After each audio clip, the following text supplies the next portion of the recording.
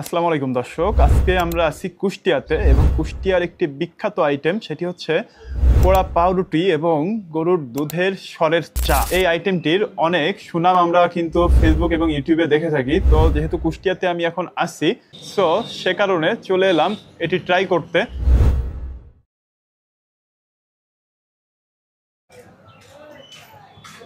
আসসালামু আলাইকুম।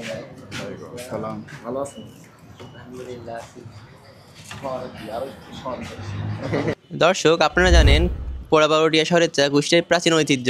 এটি কিন্তু কুষ্টিয়ার লাহিনী বটতলার আশেপাশে পাওয়া যায়। এটি শুধুমাত্র একটি স্থলে পাওয়া যায় এমন নয়, এটি 2 থেকে 3টে স্থানে পাওয়া যায়।